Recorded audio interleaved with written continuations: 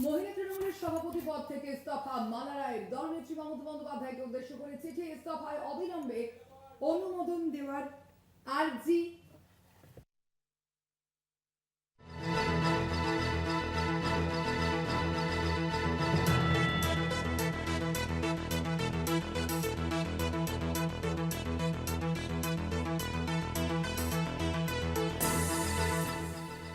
মালা রায়ের লেখা 8ই জুন লেখা পদত্যাগপত্র এবার প্রকাশ্যে এসেছে। দেখাচ্ছি আপনাদের সেই ছবি। মহিলা তৃণমূলের সভাপতি পদ ছাড়লেন মালা রায়। কথা বলবেন আমাদের সঙ্গে এই মুহূর্তে ফোন লাইনে রয়েছেন প্রতিনিধি দেবাশিস সেনগুপ্ত। দেবাশিস, কি জানতে পারা যাচ্ছে, এই চিঠি ঠিক কবে লেখা হয়েছে?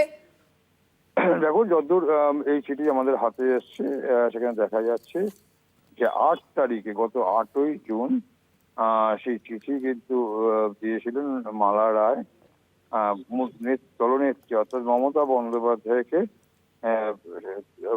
উদ্দেশ্য করে। তার লেখা চিঠি, যে চিঠি এসছে 8ই জুন, এই চিঠি দেওয়া হয়েছিল। এবং সেখানে তিনি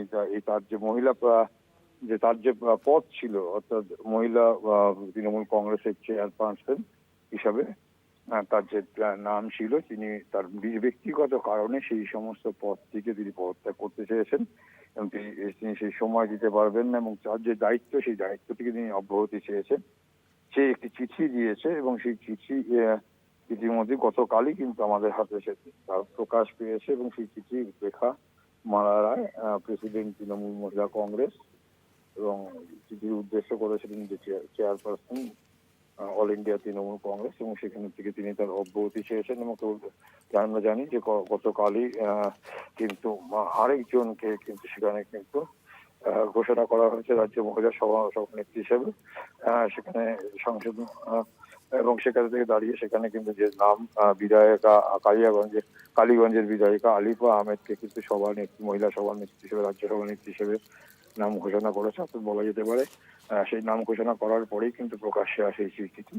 এর আগে কিন্তু গোপনভাবে রাখা হয়েছিল সেই চিঠি, যত 8ই জুন তৃণমূল সুপ্রিমো তৃণমূল নেত্রী মমতা বন্দ্যোপাধ্যায়কে দিয়েছিল। এবং তার পরিপ্রেক্ষিতে যে তার যে গ্রহণ করা হলো, বলা যেতেই পারে, যেহেতু আরেকজন সভাপতির নাম ঘোষণা করল, মহিলা সভানেত্রীর নাম ঘোষণা করলো অর্থাৎ কালিয়াগঞ্জের বিধায়ক আলিফা আহমেদকে, সেই জায়গায় দাঁড়িয়ে বলা যেতেই পারে যে দল মালা রায়ের এই যে পদত্যাগের যে ইচ্ছা, তাকে অনুমোদন দিয়েছে এবং সেই পদত্যাগ পত্র গ্রহণ করেছে বলা যেতেই পারে।